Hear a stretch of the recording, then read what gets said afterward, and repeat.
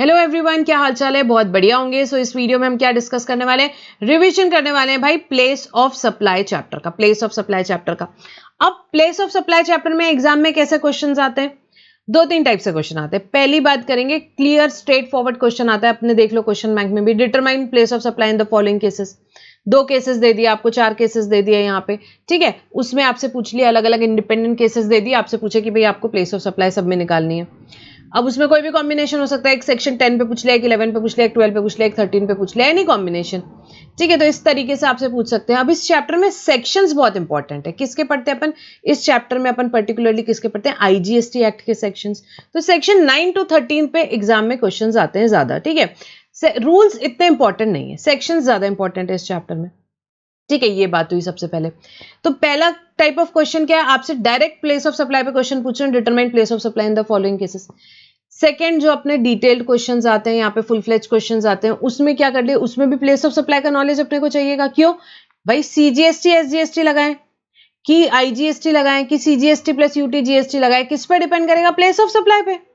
Place of supply पे आपको पता है ना भाई। अभी देखो यहाँ पे लोकेशन ऑफ सप्लायर और प्लेस ऑफ सप्लाई एक ही स्टेट में आ रहा है, तो टैक्स क्या लगाओगे? CGST plus SGST. Location of supplier और प्लेस ऑफ सप्लाई आपका एक ही यूनियन टेरिटरी में आ रहा है यहाँ पे, ठीक है। कौन सी union territory? Without state legislature वाली। तो टैक्स क्या लगाओगे? CGST plus UTGST. यहाँ पे लोकेशन ऑफ सप्लायर और प्लेस ऑफ सप्लाई अलग अलग स्टेट में आ रहा है, अलग अलग यूनियन टेरिटरी में आ रहा है यहाँ पे, ठीक है। एक स्टेट एक यूनियन टेरिटरी में आ रहा है, तो टैक्स क्या लगाओगे? आईजीएसटी। तो आपको कैसे देखना है वो क्वेश्चन पे डिपेंड करेगा। आपको क्वेश्चन में दिया मिस्टर ए ऑफ मुंबई, तो लोकेशन ऑफ सप्लायर हो गया आपका Mumbai Maharashtra. Place of supply question में जो आपको एडजस्टमेंट दी उसके हिसाब से आपको फाइंड आउट करना पड़ेगा इस यहाँ सेक्शंस लगा के। उसके बेसिस पे आप डिसाइड करोगे आपको टैक्स कौन सा लगाना है। तो प्लेस ऑफ सप्लाई का आपका रेलेवेंस है और साथ में अपने को नोट लिखना है कि अपन ने यहाँ पे क्या कैसे प्लेस ऑफ सप्लाई डिटरमाइन करी और टैक्स क्या लगाया। तो इस तरीके से place of supply undoubtedly important, exam में काम आना ही आना है। तो अच्छे से पढ़ना है ये चैप्टर। सारे क्वेश्चंस अपन ने क्वेश्चन बैंक में किए थे, आपको ध्यान है क्या? अपन ने एक एक सेक्शन पढ़े थे, 9, 10, 11, 12, 13, ठीक है। जैसे सेक्शन 10 हो गया तो अपन ने 10 के क्वेश्चंस कर दिए, 11 हो गया तो 11 का क्वेश्चंस कर लिया, 12 हो गया तो 12 के क्वेश्चंस कम कर लिए, एंड सो ऑन। ये ऐसा अपन ने ये चैप्टर पढ़ा था, ठीक है। तो अभी जिन्होंने जो क्लास में स्टूडेंट्स थे उन्होंने तो पढ़ ही लिया। जो क्लास में स्टूडेंट्स नहीं है, आप क्या कर सकते हो? आपको अगर क्वेश्चंस प्रैक्टिस करने हैं तो क्वेश्चन बैंक अवेलेबल है टेलीग्राम पे, आप वहां से ले सकते हो वो क्वेश्चन बैंक, और आप क्या कर सकते हो?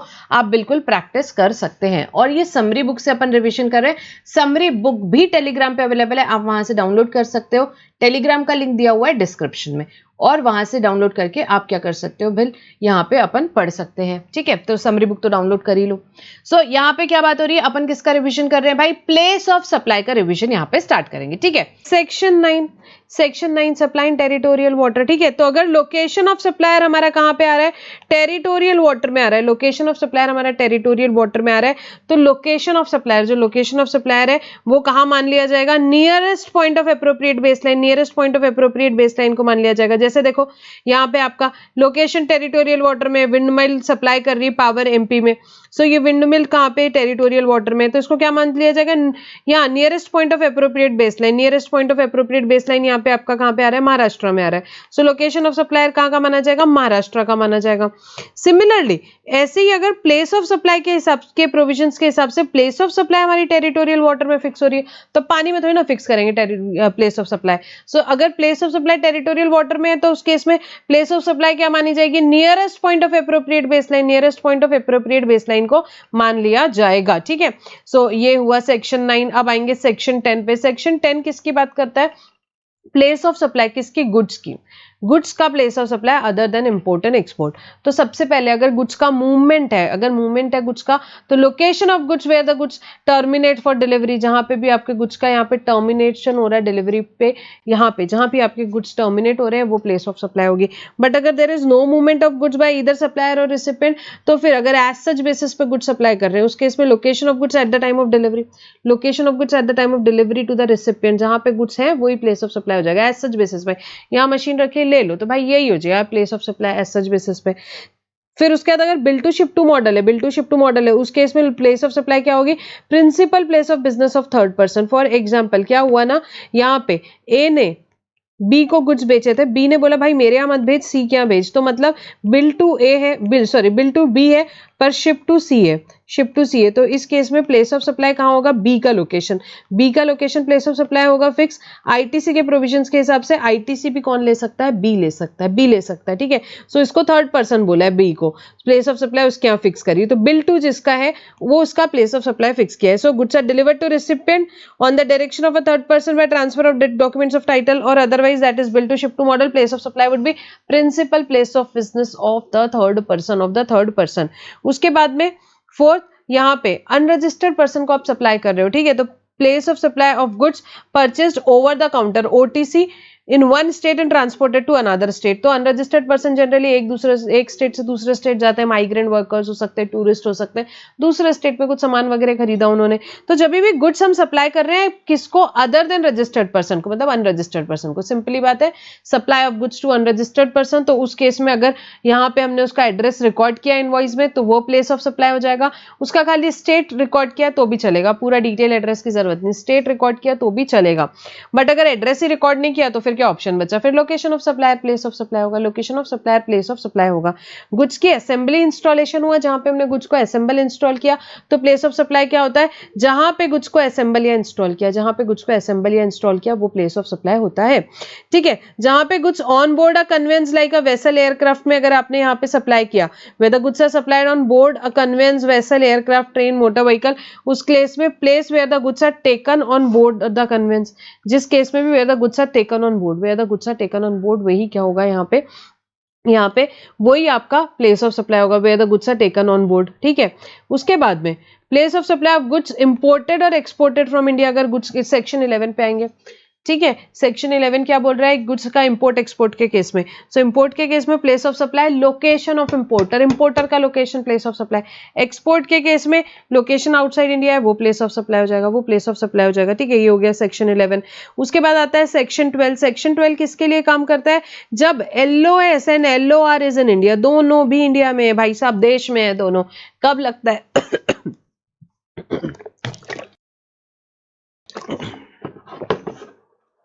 Place of supply of services, जब LOS LOR दोनों भी इंडिया में है, लोकेशन ऑफ सप्लायर और रिसिपिएंट दोनों इंडिया में, तो प्लेस ऑफ सप्लाई सर्विसेज का किसके हिसाब से डिटरमाइन होता है, सेक्शन 12 के हिसाब से डिटरमाइन होता है। सेक्शन 12 देखो क्या बोलता है, सो सेक्शन 12 में स्पेसिफिक पॉइंट्स है। डिफॉल्ट प्रोविजन क्या है, सबसे पहले वो देखेंगे। डिफॉल्ट प्रोविजन है कि अगर यहाँ पे आपने B2B सप्लाई किया है, ठीक है, मतलब रजिस्टर्ड पर्सन को सप्लाई किया तो location of registered person place of supply हो जाता है, बट अगर अनरजिस्टर्ड पर्सन को किया है तो जहां पे अगर आपके पास एड्रेस है तो लोकेशन ऑफ रिसिपिएंट, एड्रेस नहीं है तो लोकेशन ऑफ सप्लायर, ठीक है। रजिस्टर्ड पर्सन को करोगे तो location of registered person, unregistered person को करोगे, एड्रेस लिया तो लोकेशन ऑफ रिसिपिएंट, एड्रेस नहीं लिया तो ऑप्शन ही क्या है, लोकेशन ऑफ सप्लायर, ठीक है। तो ये डिफॉल्ट प्रोविजन बताता है, डिफॉल्ट प्रोविजन बताता है सेक्शन 12 में।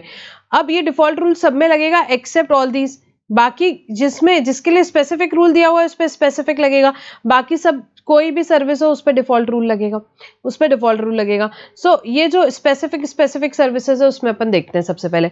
अच्छा, इसमें एक चीज याद रखना, T3OI BP cases, what is T3OI BP cases अपन देखेंगे। T3OI BP केसेस अगर आपने ये प्रोवाइड किया आपने रजिस्टर्ड पर्सन को, तो रजिस्टर्ड पर्सन का location he place of supply होता है। देखो T3OI BP केसेस क्या क्या है, ट्रेनिंग परफॉर्मेंस की सर्विसेज, ज्यादातर के एग्जाम में यही पूछते हैं T3OI BP केसेस।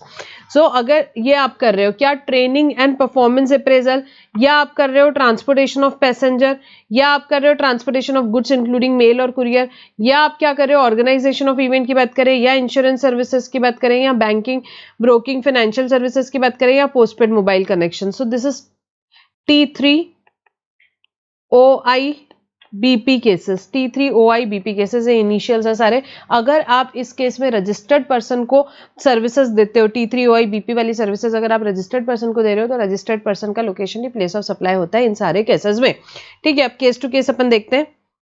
यहाँ पे सेक्शन 12 सबसे पहले इमूवेबल प्रॉपर्टी रिलेटेड सर्विसेज है। यहाँ पे कोई भी immovable property related service including accommodation hotel में या बोट में या वेसल में, इन सभी केसेस में प्लेस ऑफ सप्लाई क्या होता है, location at which immovable property boat और वेसल इज लोकेटेड, लोकेशन जहां पे भी इमूवेबल प्रॉपर्टी बोट या वेसल लोकेटेड है, बोट या वेसल लोकेटेड है, ठीक है। अगर लोकेशन आउटसाइड इंडिया है तो लोकेशन ऑफ रेसिपिएंट, तो फिर लोकेशन ऑफ रेसिपिएंट, ठीक है। So location at which movable property boat और vessel is located, if the location is outside India, location of recipient would be the place of supply. अब जब ये सारी even above mention is located in more than one state, अगर एक से ज्यादा state में, तो each such state in proportion to the value of service provided in each state as per the agreement. यहाँ पे क्या कर दिया जाता है भाई, अगर एक से ज्यादा स्टेट में प्रोवाइड कर रहे हो तो एज पर एग्रीमेंट हो जाएगा, पर अगर एग्रीमेंट नहीं है तो फिर रूल्स में जाएंगे, तो फिर रूल्स में जाएंगे।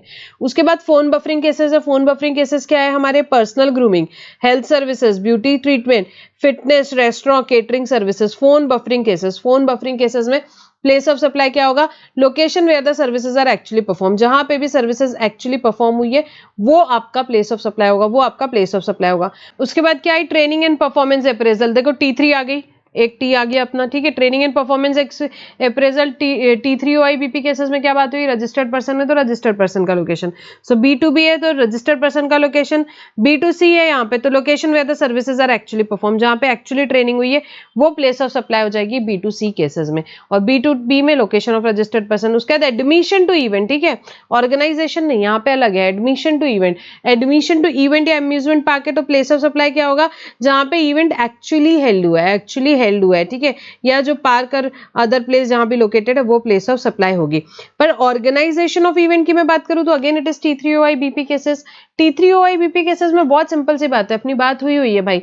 T3OI-BP केसेस में प्लेस ऑफ सप्लाई लोकेशन अगर रजिस्टर्ड पर्सन को है तो रजिस्टर्ड पर्सन का लोकेशन, सो अगर ऑर्गेनाइज कर रहे हो आप इवेंट तो B2B है तो location of registered person, B2C है तो जहां पे एक्चुअली इवेंट हेल्ड हुआ है, एक्चुअली इवेंट हेल्ड हुआ है। अब इवेंट इंडिया के बाहर कहीं दुबई में इवेंट हुआ है तो उस केस में लोकेशन ऑफ रेसिपिएंट होता है, लोकेशन ऑफ रेसिपिएंट होता है। So this is very important, exam में बहुत बार पूछता है।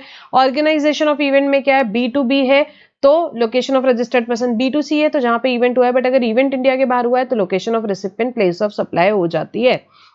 उसके बाद में अगर इवेंट एक से ज्यादा स्टेट में हुआ है तो each such state in proportion to the value ही होगा, पर एज पर द एग्रीमेंट, अगर एग्रीमेंट नहीं है तो फिर उसके बाद रूल्स में जाएंगे, देखते हैं भी रूल्स। फिर उसके बाद ट्रांसपोर्टेशन ऑफ गुड्स, एक और T आ गया, ठीक है, तो transportation of goods T3OI-BP cases including mail और कुरियर। उस केस में अगर B2B है, यहाँ पे रजिस्टर्ड पर्सन है, B2B मतलब अगर रजिस्टर्ड पर्सन को प्रोवाइड कर रहे हो तो location of registered person, B2C है तो where the goods are actually handed for transportation place of supply हो जाएगी। ये अपन क्या निकाल रहे हैं, प्लेस ऑफ सप्लाई, ये प्लेस ऑफ सप्लाई हो जाएगी। अच्छा, transportation of goods outside India, आपने पेरिस फूल भेज दिए, ठीक है, तो आपने क्या किया, ट्रांसपोर्ट किए गुड्स आउट ऑफ इंडिया, तो उस केस में प्लेस ऑफ सप्लाई क्या हो जाएगी, डेस्टिनेशन ऑफ गुड्स, गुड्स का जो डेस्टिनेशन है उसकी बात होगी। ये कब लगता है, सेक्शन 12 LOR इंडिया में है तब सेक्शन 12 लग रहा है, ठीक है। उसके बाद पैसेंजर ट्रांसपोर्टेशन, एक और T आ गया, पैसेंजर ट्रांसपोर्टेशन है तो B2B है तो again location of registered person, B2C है तो जहां पे एम्बार्क कर रहा है वो कन्वेंस में कंटिन्यूअस जर्नी के लिए, जहां पे वो एम्बार्क कर रहा है कन्वेंस में कंटिन्यूअस जर्नी के लिए वो प्लेस ऑफ सप्लाई होगा। उसके बाद services on board a conveyance, on board a conveyance अगर आप सर्विसेज अगर हम बात करें तो location of first schedule point of departure of the conveyance और the journey, location of first schedule point of departure क्या हो जाएगा भाई, प्लेस ऑफ सप्लाई हो जाएगा, भाई प्लेस ऑफ सप्लाई हो जाएगा, ठीक है। उसके बाद banking and other financial services including stock broking, banking या अदर फाइनेंशियल सर्विसेज की बात करेंगे इंक्लूडिंग स्टॉक ब्रोकिंग, तो उस केस में प्लेस ऑफ सप्लाई कैसा रहेगा। सो बैंकिंग अदर फाइनेंशियल सर्विसेज के केस में location of recipient in the records of the supplier, जो भी लोकेशन ऑफ रिसिपिएंट है अपने रिकॉर्ड्स में वो रहेगा। बट अगर लोकेशन ऑफ यहाँ पे location of supplier of service if location of recipient is not available, अगर लोकेशन ऑफ रिसिपिएंट नहीं है तो फिर LOS लेंगे, नहीं तो LOR ही लेते हैं, ठीक है। जनरली बैंक्स वालों के पास में आपका होता ही है रिकॉर्ड्स, अगर नहीं है तो फिर उसके केस में क्या आ जाएगा, तो फिर उस केस में location of supplier of service आएगा। इंश्योरेंस सर्विस, इंश्योरेंस सेक्टर में क्या बात हुई है, ठीक है, ये अगेन T3OI-BP केसेस में आ जाएगा। B2B है तो location of registered person, B2C है तो लोकेशन ऑफ रिसिपिएंट। देखो इंश्योरेंस वालों के पास हमेशा आपका एड्रेस रहेगा, तो वो B2B हो कि B2C हो, हमेशा रजिस्टर्ड पर्सन का location he place of supply होगा, हमेशा रजिस्टर्ड पर्सन का लोकेशन प्लेस ऑफ सप्लाई होगा। उसके बाद एडवर्टाइजमेंट सर्विसेज अगर आप गवर्नमेंट को दे रहे हो तो हर एक स्टेट जहां पे एडवर्टाइजमेंट ब्रॉडकास्ट हो रहा है, डिस्प्ले हो रहा है, ठीक है, in proportionate to the value of in case of multiple states, तो इसका फिर रिलेटेड रूल भी अगर इन एब्सेंस ऑफ एग्रीमेंट तो फिर हर एक केस में दिया हुआ है रूल 3 में कैसे आपको प्लेस ऑफ सप्लाई निकालनी, कैसे वैल्यू अपोर्शन करनी है। टेलीकम्युनिकेशन सेक्टर में बहुत सिंपल है, फिक्स लाइन है, लीज सर्किट लाइन है, ये सब लाइन है, तो लोकेशन ऑफ फिक्स्ड इक्विपमेंट, जहां फिक्स लाइन का लोकेशन है वो प्लेस ऑफ सप्लाई होगा, जहां उसका लोकेशन है। सेकंड पोस्टपेड मोबाइल है तो जनरली बिलिंग एड्रेस जनरली होता ही है पोस्टपेड मोबाइल में, तो बिलिंग एड्रेस, बट वहां लिखा है, अगर नहीं है तो लोकेशन ऑफ सप्लाई, पर ऐसा होता ही नहीं, पोस्टपेड में हमेशा एड्रेस होता ही है, तो लोकेशन ऑफ बिलिंग एड्रेस।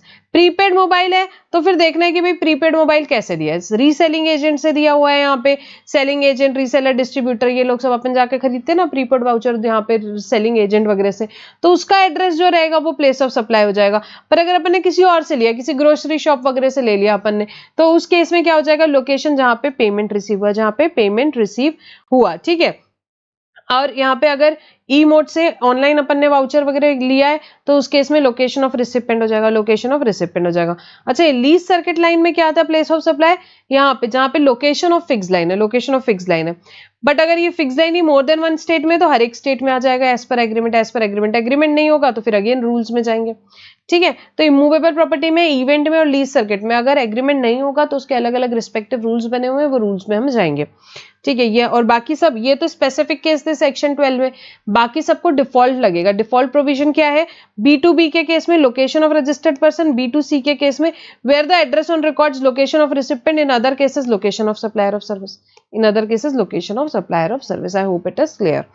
अब इसके बाद यहाँ पे क्या बात हो रही है, अगर यहाँ पे LOR या LOS आउटसाइड इंडिया है, LOR या LOS हमारा आउटसाइड इंडिया है, दोनों में से एक इंडिया में है, एक इंडिया के बाहर है, समझ लो, ठीक है। तो दोनों में से एक हाथ अगर आउटसाइड इंडिया है, या LOS या LOR, तो उस केस में सेक्शन 12 के हिसाब से प्लेस ऑफ सप्लाई नहीं निकलती, उस केस में सेक्शन 13 के हिसाब से प्लेस ऑफ सप्लाई निकलती है, ठीक है।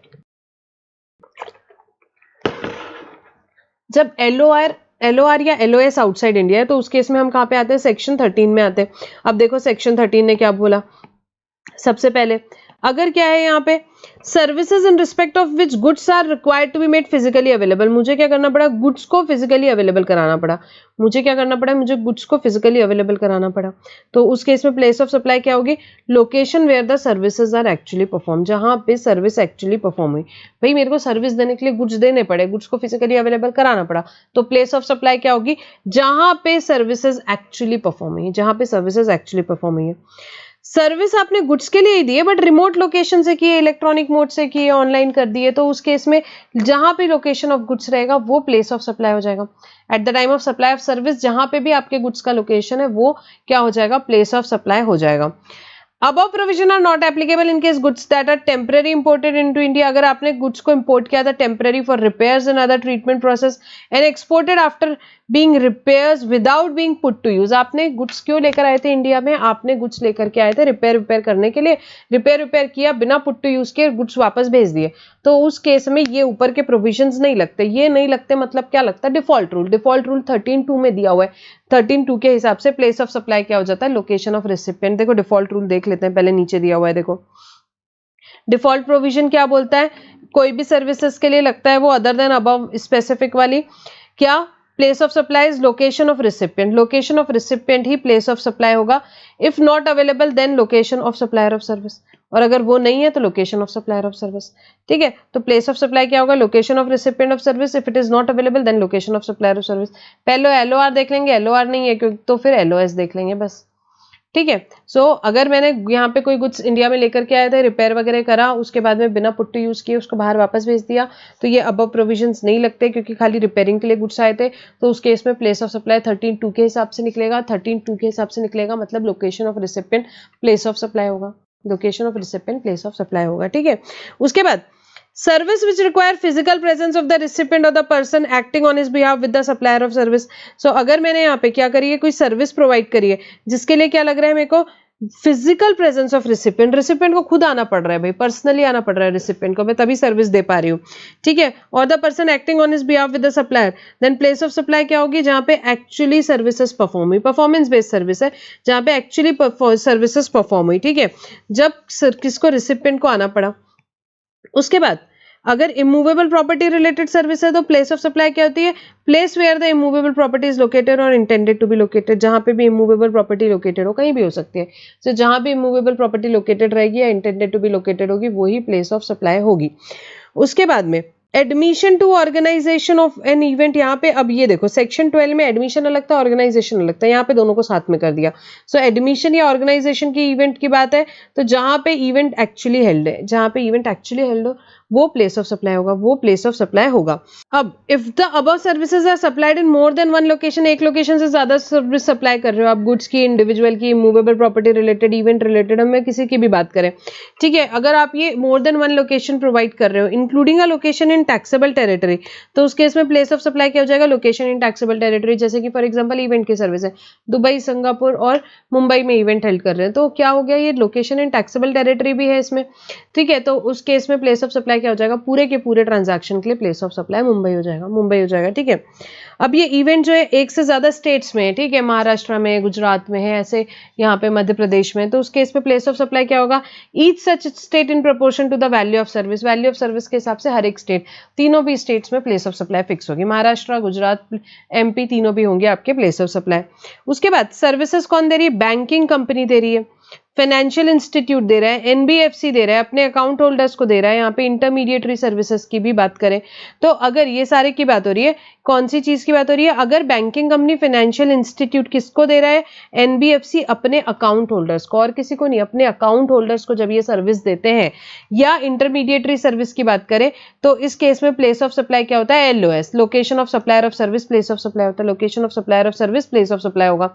अब service of hiring of means of transport including याचेस, सर्विस ऑफ आप हायर कर रहे हो मीन्स ऑफ ट्रांसपोर्ट इंक्लूडिंग याचेस, ट्रक कर सकते हो, याचेस कर सकते हो, आगे पढ़ेंगे पहले, up to a period of 1 month, एक महीने तक के लिए करते हो तो उस केस में लोकेशन ऑफ सप्लायर होता है, उस केस में लोकेशन ऑफ सप्लायर होता है। तो ये देखो याचेस और ट्रक्स की अगर अपन बात करें फॉर एग्जांपल, ठीक है, कोई भी मीन्स ऑफ ट्रांसपोर्टेशन इंक्लूडिंग याचेस, तो याचेस ट्रक्स के केस में क्या होगा, अप टू 1 मंथ के लिए आप हायर करोगे तो प्लेस ऑफ सप्लाई 13(8) के हिसाब से लोकेशन ऑफ सप्लायर हो जाएंगे। अबव 1 मंथ के लिए करोगे तो लोकेशन ऑफ रिसिपिएंट होगा, लोकेशन ऑफ रिसिपिएंट होगा, एज पर 13(2) डिफॉल्ट प्रोविजन लग जाएगा, ठीक है। But excluding aircraft and vessel, aircraft और वेसल को यहां से हटाया, तो एयरक्राफ्ट और वेसल के केस में प्लेस ऑफ यहाँ पे क्या होगा, लोकेशन ऑफ रिसिपिएंट होगा। एयरक्राफ्ट और वेसल यहां से हटाया, अगर यहां से हटाया तो क्या लगेगा, डिफॉल्ट प्रोविजन लगेगा। डिफॉल्ट प्रोविजन क्या बोलता है, place of supply, location of recipient, location of recipient रहेगा।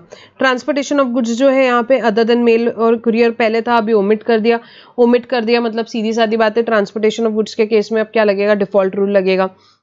अब पैसेंजर का ट्रांसपोर्ट, पैसेंजर के ट्रांसपोर्ट में क्या हो, प्लेस ऑफ सप्लाई जहां पे वो एम्बार्क कर रहा है कन्वेंस में, जहां से एम्बार्क कर रहा है, स्टार्ट कर रहा है, चढ़ रहा है on a continuous journey. Next इसमें services provided on board a conveyance, on board a conveyance अगर सर्विस प्रोवाइड की तो first schedule point of departure of the conveyance, first schedule point of departure of the conveyance आपका क्या हो जाएगा, place of supply हो जाएगा, place of supply हो जाएगा, ठीक है।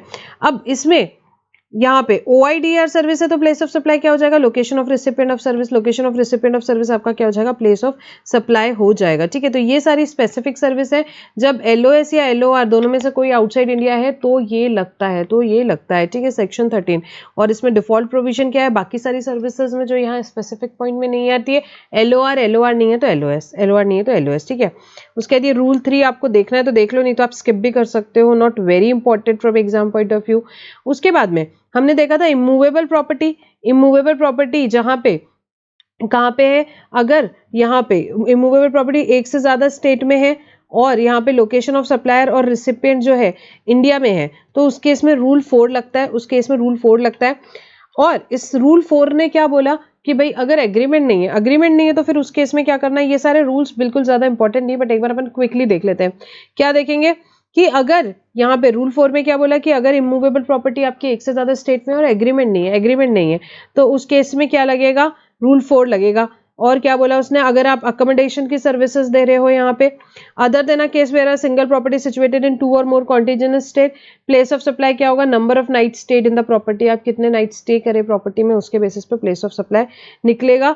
अदर देन अ प्रॉपर्टी जब 2 और मोर कॉन्टिजेंस स्टेट में आपकी प्रॉपर्टी नहीं होनी चाहिए। अगर 2 और मोर कॉन्टिजेंस स्टेट में आपकी प्रॉपर्टी है या आप क्या दे रहे हो, अकोमोडेशन दे रहे हो मूवेबल प्रॉपर्टी में, मैरिज फंक्शन ऑर्गेनाइज करने के लिए, रिसेप्शन के लिए यहाँ पे, या कोई भी एंसिलरी सर्विस, उस केस में एरिया ऑफ इमूवेबल प्रॉपर्टी के बेसिस पे डिटरमाइन की जाएगी आपकी वैल्यू ऑफ सर्विस।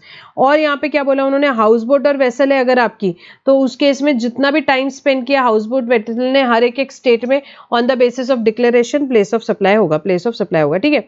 अब यहाँ पे रूल 4 किसको लगता है, जब LOS LOR इंडिया में है तब रूल 4 लगता है। अब जब LOS या LOR दोनों में से एक आउट ऑफ इंडिया है तब रूल 8 लगता है। रूल 8 ने बोला प्रिंसिपल्स जो रूल 4 के वही फॉलो कर रहे हैं, तो यही फॉलो करना रहेगा उस केस में भी। सिमिलरली यहाँ पे अगर इवेंट आपका एक से ज्यादा स्टेट में हुआ है तो उन्होंने बोला जनरली एक्सेप्टेड अकाउंटिंग प्रिंसिपल के हिसाब से कर लो, अगर इन एब्सेंस ऑफ एग्रीमेंट है तो। ये अगेन रूल 5 कब लगता है, जब LOS LOR इंडिया में है तब। जब LOS या LOR दोनों में से एक आउटसाइड इंडिया तो रूल 9 लगता है, वो भी सिमिलर प्रिंसिपल पे है, ठीक है, बहुत इंपॉर्टेंट ये भी बात नहीं है। एंड लास्ट लीज सर्किट के टाइम पे बात करेंगे। लीज सर्किट लाइन अगर आपकी इंस्टॉल हुई है एक से ज्यादा स्टेट में और जब LOS LOR इंडिया में, तो उन्होंने बोला कि इसको कैसे करेंगे, एग्रीमेंट अगर नहीं रहा तो रूल 6 से लगेगा, मतलब कि नंबर ऑफ पॉइंट्स कितने, हर एक स्टेट में कितने पॉइंट्स लाएंगे उसके हिसाब से आपका हो जाएगा। उसके हिसाब से अपने को क्या करना पड़ेगा, वैल्यू का अपोर्शनमेंट करना पड़ेगा और प्लेस ऑफ सप्लाई वो सारे स्टेट्स में हो जाएगी। जैसे मुंबई में एक पॉइंट लगाया आपने और सेकंड पॉइंट गुजरात में, सूरत में लगा, तो फर्स्ट 1:1 रेशो में हो जाएगा, ठीक है। प्लेस ऑफ सप्लाई दोनों हो जाएगी, महाराष्ट्र और गुजरात। और कोई भी इंटरमीडिएट पॉइंट अगर बीच में होगा तो उसको भी माना जाएगा, प्रोवाइडेड उसका बेनिफिट मिल रहा हो लीज सर्किट को, तो उसको भी पॉइंट मान लिया जाएगा, ठीक है। तो ये बस एक बात थी। इसके बाद रूल 7 क्या बोला कि जहां पे अपन ने सेक्शन 13 में देखा था, जहां पे गुड्स या इंडिविजुअल को फिजिकली प्रेजेंस होना पड़ता था सर्विस परफॉर्म करने के लिए, तो प्लेस ऑफ सप्लाई क्या होती थी, जहां पे वो सर्विसेज परफॉर्म हुई, जहां पे वो सर्विसेज सप्लाई परफॉर्म हुई, ठीक है। अब यहाँ पे if services are supplied in more than one state, अब सर्विसेज एक से ज्यादा स्टेट में है तो उस केस में उन्होंने क्या बोला कि कॉन्ट्रैक्ट के हिसाब से ले लो, बट अगर कॉन्ट्रैक्ट नहीं है तो फिर क्या देखना पड़ेगा, ये देखते हैं। रूल 7 ने प्रिंसिपल्स बनाए उसके कि अच्छा सर्विस एक ही गुड्स पे, उसी सेम गुड्स पे अलग अलग स्टेट में सर्विस प्रोवाइड कर रहे हो तो इक्वली डिवाइड कर लो, बट अगर डिफरेंट गुड्स पे है तो जो इनवॉइस वैल्यू है उसके रेशो पे कर दो, और अगर इंडिविजुअल्स को यहाँ पे सर्विसेज दे रहे हो तो उस केस में गैप के हिसाब से कर लो, जनरली एक्सेप्टेड अकाउंटिंग प्रिंसिपल्स के हिसाब से कर लो। तो ये अपन ने पढ़ा section 9, 10, 11, 12, 13 and the related rules. अब कुछ क्लैरिफिकेशन है, बड़ी क्विकली देखेंगे। सेक्शन 13 ने क्या बोला था कि अगर डबल टैक्सेशन ना हो या नॉन टैक्सेशन यहाँ पे of supply of services uniform application of rules, government क्या कर सकती है, गवर्नमेंट के पास पावर है कि वो नोटिफाई कर सकते हैं प्लेस ऑफ सप्लाई क्या होती है, इफेक्टिव यूज या एंजॉयमेंट ऑफ सर्विसेज हो सकती है। तो गवर्नमेंट ने देखो क्या नोटिफाई किया, गवर्नमेंट ने ये नोटिफाई किया कि ये सारी सर्विसेज में, clinical trials and all these में, इसमें क्या बोला इन्होंने, प्लेस ऑफ सप्लाई क्या रहेगा, LOR रहेगा, लोकेशन ऑफ रिसिपिएंट रहेगा। इसमें क्या कंडीशन है कि जो सर्विसेज प्रोवाइड की वो कॉन्ट्रैक्ट के हिसाब से प्रोवाइड करनी चाहिए in the taxable territory, and such supply of service fulfills all other condition of export of service except the condition of place of supply is outside India। तो उस case में place of supply outside India को छोड़ करके बाकी सारी conditions वो satisfy कर रहे हैं। तो गवर्नमेंट ने क्या बोला है, इन सब केसेस में प्लेस ऑफ सप्लाई क्या हो जाएगा, लोकेशन ऑफ रिसिपिएंट हो जाएगा। कौन सी चीजें, ये देखो ये सारी चीजें, इनके केस में place of supply location of recipient हो जाएगा, प्रोवाइडेड कॉन्ट्रैक्ट के हिसाब से हो और बाकी सारी कंडीशंस फुलफिल हो रही हो वो एक्सपोर्ट की, except place of supply outside India. तो उन्होंने गवर्नमेंट ने प्लेस ऑफ सप्लाई क्या फिक्स कर दी, लोकेशन ऑफ रिसिपिएंट के लोकेशन को प्लेस ऑफ सप्लाई यहाँ पे फिक्स कर दी। सिमिलरली यहाँ पे MRO सर्विस, MRO मतलब मेंटेनेंस रिपेयर ओवरऑल सर्विस, चाहे एयरक्राफ्ट की हो चाहे शिप्स की हो या अदर वेसल्स की हो, तो इन तीनों भी केस में प्लेस ऑफ सप्लाई, उन्होंने दोनों भी केसेस में प्लेस ऑफ सप्लाई क्या बोल दिया, लोकेशन ऑफ रिसिपिएंट। किसकी बात हो रही है, maintenance repair overall services, maintenance repair overall service कर रहे हो, एयरक्राफ्ट इंजन की, एयरक्राफ्ट कंपोनेंट्स की, शिप की, अदर वेसल की, इन सभी में प्लेस ऑफ सप्लाई क्या होगा, location of recipient of service होगा, location of recipient of service होगा, ठीक है। उसके बाद पोर्ट्स के केस में, पोर्ट यहाँ पे क्या कर रहा है भाई, कार्गो हैंडलिंग सर्विसेज दे रहा है। यहाँ पे पोर्ट किसको दे रहा है, क्लाइंट्स को दे रहा है cargo handling services. So services are ancillary to और related to cargo handling services, are not related to immovable property. So इसको बोला कि ये कोई इमूवेबल प्रॉपर्टी रिलेटेड सर्विसेज नहीं है। सिंपल सी बात है, पोर्ट के लिए कोई स्पेसिफिक रूल तो है नहीं, तो डिफॉल्ट रूल के हिसाब से चलेगा। यहाँ जो कार्गो हैंडलिंग सर्विसेज है उसके लिए कोई स्पेसिफिक रूल तो है नहीं ना, वो इमूवेबल प्रॉपर्टी है तो उसको डिफॉल्ट के हिसाब से चलेगा, मतलब 12(2) या 13(2) के हिसाब से चलेगी। अनपॉलिश डायमंड्स के केस में उन्होंने बोला कि भाई अगर देखो क्या होता है, अपन लेके आते हैं इंडिया में, इंपोर्ट करते हैं अनपॉलिश डायमंड्स, उसको कुछ यूज वूज नहीं करते, उसको वापस भेज देते हैं, तो प्लेस ऑफ सप्लाई उन्होंने क्या बोला, इसकी प्लेस ऑफ सप्लाई आप निकालो 13(2) के हिसाब से। Services which are temporary imported into India not to put to use this service rendered on unpolished diamond received from abroad which are exported after cutting polishing, place of supply would be as per 13(2), that is location of recipient. If the location of recipient is not available then location of supplier। तो diamond लेके आए थे India में, cutting polishing करके वापस भेज दिया, सो उन्होंने बोला प्लेस ऑफ सप्लाई 13(2) के हिसाब से निकाल लो। नेक्स्ट क्लैरिफिकेशन आया ESDM इंडस्ट्री के लिए। भाई किसकी बात हो रही है, सॉफ्टवेयर डिजाइन कर रहे हैं, ठीक है, सॉफ्टवेयर डिजाइन की सर्विस है। सप्लायर का है इंडिया में, supplier is located in the taxable territory, recipient non taxable territory में, रिसिपिएंट नॉन टैक्सेबल टेरिटरी में। तो इसमें क्या बोला है, जो टेस्ट किट वगैरह करते हैं ये ancillary supply, this is not the main supply, ठीक है। तो उस केस में LOS जो निकालेंगे आप 13(2) के हिसाब से निकालेंगे, 13(3) के हिसाब से नहीं अप्लाई किया जाएगा, सिंपल सी बात है, वो एंसिलरी सप्लाई है। उसके बाद क्लैरिफिकेशन किस पे है, recipient entitled to ITC where POS is determined as per the provisions of 12(8). So यहाँ पे 12(8) किसकी बात कर रहे हैं कि transportation of goods including mail और कुरियर। जब transportation of goods including mail और कुरियर करते हैं तो हमने अभी बात की कि अगर यहाँ पे क्या हो रहा है, अगर आपने गुड्स आउटसाइड इंडिया भेजे हैं तो प्लेस ऑफ सप्लाई क्या होगी, डेस्टिनेशन ऑफ द गुड्स होता है, डेस्टिनेशन ऑफ द गुड्स होता है। सो यहाँ पे LOS अगर इंडिया में, लोकेशन ऑफ सप्लायर इंडिया में, प्लेस ऑफ सप्लाई के प्रोविजंस के हिसाब से place of supply outside India fix होती है, तो ये ट्रांजैक्शन क्या होता है, it is always interstate. Interstate होता है मतलब IGST लगेगा और कोई रिस्ट्रिक्शन नहीं है अवेलमेंट ऑफ ITC के, रिसिपिएंट बिल्कुल ITC ले सकता है, रिसिपिएंट ITC ले सकता है। तो एक ये क्लैरिफिकेशन आया, और एक क्लैरिफिकेशन आया इस पे कि भी ट्रांसपोर्टेशन ऑफ गुड्स अब आप मेल और कुरियर से करो या यहाँ पे other then male and courier करो, दोनों भी केस में प्लेस ऑफ सप्लाई सेक्शन 13(2) से डिटरमाइन होगी, ठीक है। जब किसकी बात हो रही है, जब LOS LOR दोनों में से एक जन आउटसाइड इंडिया है तब की बात हो रही है। तो पहले यहाँ पे रूल 13 सेक्शन 13(9) हुआ करता था, 13(9) को ओमिट कर दिया, तो प्लेस ऑफ सप्लाई किसके हिसाब से आएगी, डिफॉल्ट रूल के हिसाब से आएगी। दोनों भी केस में आप ट्रांसपोर्टेशन ऑफ गुड्स कर रहे हो थ्रू मेल एंड कुरियर करो या अदर देन मेल और कुरियर करो, दोनों भी केस में प्लेस ऑफ सप्लाई किसके हिसाब से फिक्स होगी, 13(2) के हिसाब से होगी, 13(2) के हिसाब से होगी। उसके बाद एडवर्टाइजमेंट सेक्टर में दो ही बातें हैं, देखो अपनी बात हुई थी, अगर सेल ऑफ स्पेस है, अगर सेल ऑफ स्पेस है या sale of right to use space है, ठीक है, सेल ऑफ स्पेस है या sale of right to use space है, तो ये जो होर्डिंग स्ट्रक्चर है इसको क्या माना जाएगा, इसको इमूवेबल प्रॉपर्टी माना जाएगा। और place of supply in relation to immovable property कहाँ होती है, जहां इमूवेबल प्रॉपर्टी सिचुएटेड है, मतलब कि जहां होर्डिंग या स्ट्रक्चर रहेगा वो ही आपका प्लेस ऑफ सप्लाई हो जाएगा। प्लेस ऑफ सप्लाई हो जाएगा किस केस में, जहां पे सेल ऑफ स्पेस है या sale of right to use space है। बट अगर यहाँ पे कोई सेल ऑफ स्पेस नहीं है या sale of right to use space नहीं है, खाली एडवर्टाइजमेंट से रिलेटेड सर्विसेज है, then it will fall under advertisement services। और प्लेस ऑफ सप्लाई किसके हिसाब से निकलेगा, यहाँ पे प्लेस ऑफ सप्लाई आपका निकल जाएगा एडवर्टाइजमेंट सर्विसेज का रहेगा, प्लेस ऑफ सप्लाई 12(2) के हिसाब से निकलेगा, डिफॉल्ट प्रोविजंस के हिसाब से प्लेस ऑफ सप्लाई निकलेगा, ठीक है। अब अगर मैं गुड सप्लाई कर रही हूँ अनरजिस्टर्ड पर्सन को, जहां पे बिलिंग का एड्रेस और डिलीवरी का एड्रेस अलग है, तो मैं गुड सप्लाई कर रही हूँ, स्पेशली ई-कॉम प्लेटफॉर्म से मैंने मोबाइल खरीदा फॉर एग्जांपल, सो यहाँ पे बिलिंग का एड्रेस अलग है, डिलीवरी का एड्रेस अलग है, तो कौन सा एड्रेस लेना, तो गवर्नमेंट ने क्लैरिफाई किया कि जो डिलीवरी का एड्रेस है उसी को प्लेस ऑफ सप्लाई माना जाएगा, और सप्लायर को क्या बोला कि भाई उसी को आप एड्रेस ऑफ रिसिपिएंट करके रिकॉर्ड कर सकते हो इनवॉइस में, ठीक है। तो डिलीवरी का एड्रेस लेना, जहां मोबाइल डिलीवर किया वो आपका प्लेस ऑफ सप्लाई होगा, उसको एड्रेस माना जाएगा। उसके बाद कस्टोडियल सर्विसेज की बात की यहाँ पे, तो यहाँ पे कस्टोडियल सर्विसेज जो बैंक FPI को देते हैं, तो क्या उसको मानेंगे कि अकाउंट होल्डर को दी, नहीं यार, FPI थोड़ी ना बैंक के अकाउंट होल्डर हुए। तो गवर्नमेंट ने क्लियर किया कि नहीं, जो बैंक यहाँ पे कस्टोडियल सर्विसेज FPI को दे रहे हैं वो अकाउंट होल्डर नहीं है, उनके अकाउंट होल्डर नहीं है तो सेक्शन 13(8) के हिसाब से वो कवर नहीं होगा। और प्लेस ऑफ सप्लाई अगर फिर वो स्पेसिफिक प्रोविजन में कवर नहीं होगा तो डिफॉल्ट रूल से होगा, डिफॉल्ट रूल मतलब 13(2) के हिसाब से LOR नहीं है तो LOS, ठीक है। उसके बाद में तो LOR रहता ही है तो LOR हो जाएगा बेसिकली उस केस में। Clarification and advertisement service provided by Indian advertisement company to foreign clients. So यहाँ फॉरेन क्लाइंट्स यहाँ पे कॉन्ट्रैक्ट देते हैं इंडियन एडवर्टाइजमेंट कंपनीज को, किस चीज़ के लिए भाई, एडवर्टाइजमेंट के लिए, ठीक है। उनको पैसा भी कैसे आ जाता है, फॉरेन करेंसी में आ जाता है। इंडियन एडवर्टाइजमेंट वगैरह क्या करेगी, इंडियन एजेंसी भाई मीडिया स्पेस वगैरह परचेज करेगी मीडिया ओनर से एंड ऑल दोज थिंग्स, तो फिर उनको पेमेंट कर देंगी वो। तो बेसिकली इस केस में क्या है, यहाँ सेपरेट एग्रीमेंट है फॉरेन कंपनी के बीच में और इंडियन एडवर्टाइजमेंट कंपनी के बीच में एक एग्रीमेंट है, Indian advertisement company and media owners के बीच में एक सेपरेट एग्रीमेंट है, ठीक है। यहाँ पे इंडिपेंडेंट ट्रांजैक्शंस है, कोई डायरेक्ट एग्रीमेंट नहीं है यहाँ पे मीडिया कंपनी और फॉरेन क्लाइंट के बीच में, मीडिया ओनर्स और फॉरेन क्लाइंट के बीच में कोई डायरेक्ट एग्रीमेंट नहीं है। सो ये जो एजेंसी ऑपरेट कर रही है ये ऑन इट्स ओन अकाउंट कर रही है और ये इस केस में एजेंट नहीं है, एजेंट नहीं है।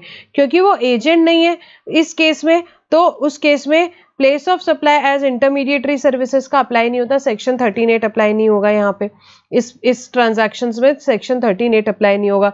सेकेंड यहाँ पे बात आती है कि जो फॉरेन क्लाइंट है इसके यहाँ पे टारगेट ऑडियंस जो इंडिया में है वो उनसे बात है कि भाई रिसिपेंट ऑफ सर्विस कौन है। भाई इंडियन एडवर्टाइजमेंट कंपनी के बीच में और फॉरेन क्लाइंट के बीच में कॉन्ट्रैक्ट है, so recipient of service, service provider of service कौन है, Indian advertisement company. Service provide किसको कर रहे हैं, फॉरेन क्लाइंट को प्रोवाइड कर रहे हैं। टारगेट ऑडियंस जो इंडिया में है वो कहीं से भी आपकी रिसिपेंट ऑफ सर्विस नहीं, the recipient of service is foreign client, not their Indian representative और टारगेट ऑडियंस इन इंडिया, वो बिल्कुल भी रिसिपेंट ऑफ सर्विस नहीं है। ठीक है, ये इंपॉर्टेंट है।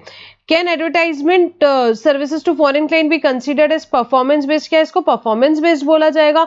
नहीं, परफॉर्मेंस बेस्ड भी बिल्कुल नहीं बोला जाएगा। क्यों? क्योंकि गुड्स को यहाँ पे फिजिकली अवेलेबल नहीं कराना पड़ रहा है, तो परफॉर्मेंस बेस्ड भी ये नहीं है। तो फिर प्लेस ऑफ सप्लाई किसके हिसाब से निकलेगी? भाई कहीं भी स्पेसिफिक पॉइंट पे नहीं आता है तो डिफॉल्ट प्रोविजन के हिसाब से प्लेस ऑफ सप्लाई निकलेगी, मतलब 13(2) के हिसाब से निकलेगी।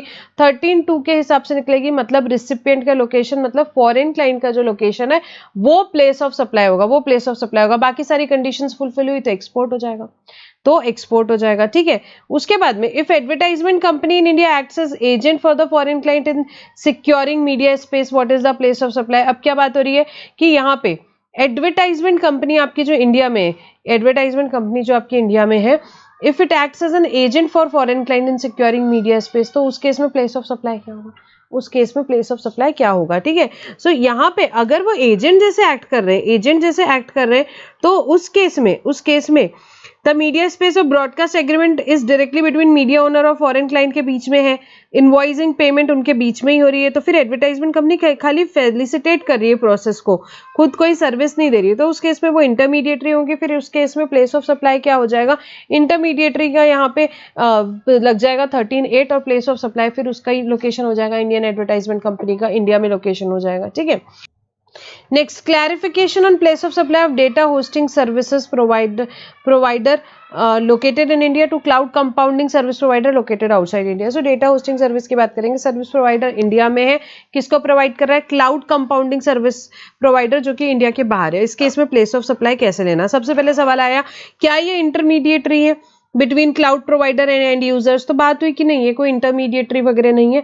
प्लेस ऑफ सप्लाई इंटरमीडिएटरी के हिसाब से 13(8) से नहीं गवर्न होगी। देखो, the data hosting service provider either owns or leases a data center where they manage infrastructure operation to offer data hosting services, end user customers subscribers access cloud provider provided by the cloud compounding over internet without data hosting providing or interacting with them। data hosting यहाँ पे कोई interact नहीं कर रहा है उन दोनों के बीच में।